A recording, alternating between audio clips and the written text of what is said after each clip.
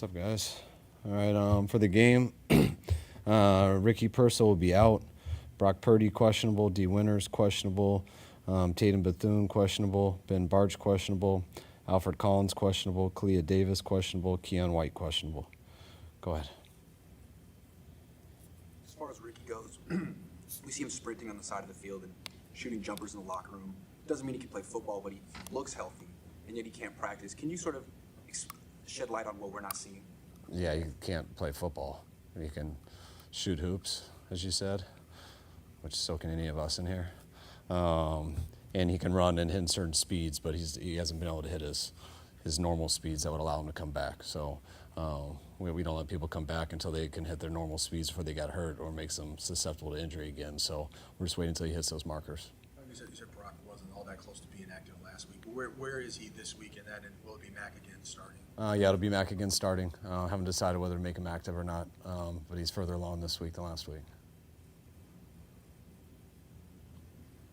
What's the fine line between making him active enough to be a backup versus being able to start? What do you want to see as far as the difference of Brock being a backup versus Brock being able to start again? Just talking to him, which I don't do really till Saturday. Just talked about how the whole week went and stuff, and where I did it last Saturday with him, and see where he is this Saturday compared to a week ago, and knowing each week's a little bit different, and seeing how much better he's gone.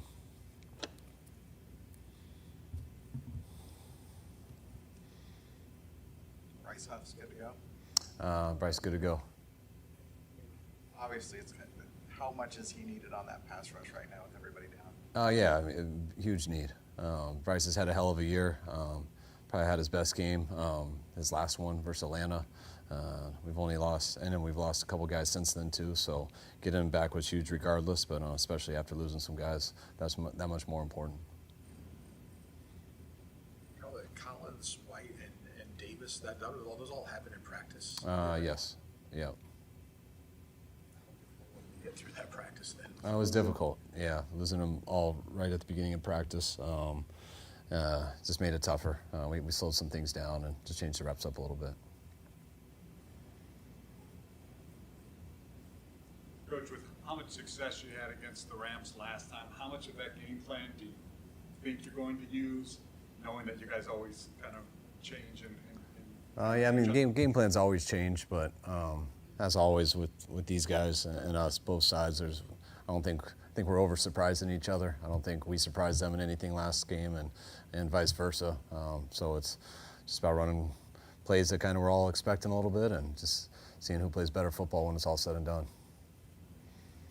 Having Keon White play inside a lot in his debut, what was your early takeaway from how he fits in that defense? Didn't have a lot in the box score, but some of the advanced stats favored him, win rate. Yeah, I was excited that, just talent-wise, how we thought he would be. Did he have was his skill set going to be good on the edge and inside, which we really believed in. He looked that way in practice, and we thought it carried over to the game. Him playing, I don't remember the reps. I feel like it was close to 40. But being able to get that many reps in and not have too many mistakes with just his first week with us, was impressed with him, and hopefully that gets better from there. Kyle, you said you've through the years become conditioned to dealing with lots of injuries. I mean, when three guys have to leave practice early, are you like, okay? Even Keto? I mean, we're pretty hard into it. So I mean, we're not happy at all with it. I mean, it was definitely unfortunate. Glad that all those guys still have a chance to play on Sunday. So hopefully these next 48 hours go well.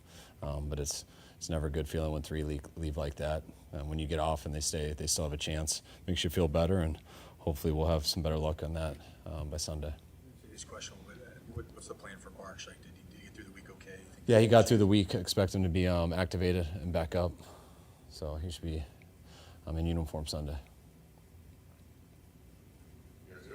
Kyle, it was announced this week that your pops is one of, I think, 9 or 10 semifinals for the Hall of Fame.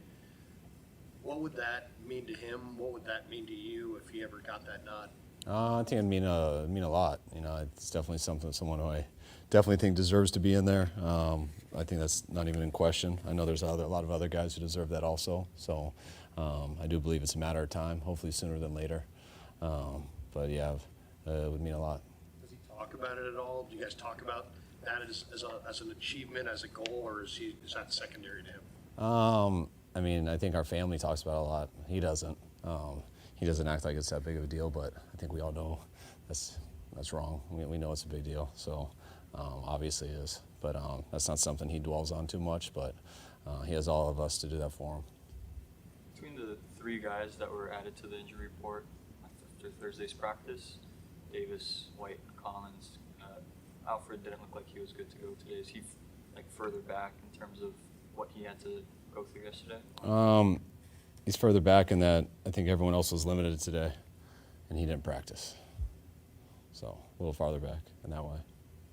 At the end of this game, McVay said he blamed himself for running Kyron at the teeth of your guys' run defense and blamed himself, said, I'm the reason we lost. Have you ever walked off the field as a coordinator, as a coach, where you're like, I blew this? And what is that feeling like? Winning is obviously great, but losing is the other side of it. Oh, yeah. I mean, you feel that way to a degree on every play. I mean, on every loss. When the last play of the game is something, I think it gets stronger. I didn't think Sean did anything wrong in that play. I just thought it was a good stop. I think there was 5 short yardages in that play and in that game, and they did real well in the other ones. But that's the hard thing about a play caller, and it's a hard thing for all the players. I mean, a player can play unbelievable all game, and you have a drop on the last play or a pick or a bad penalty, and that's all you're going to remember. And it's exactly how it is for a play caller. And I believe that's exactly how position coaches feel when their player does something too. I mean, it's, it always, more people are going to notice when it's the player or when it's the play caller, but I think everyone in that building feels that way to a degree, or usually there's something wrong with you. All right, All right, thanks guys.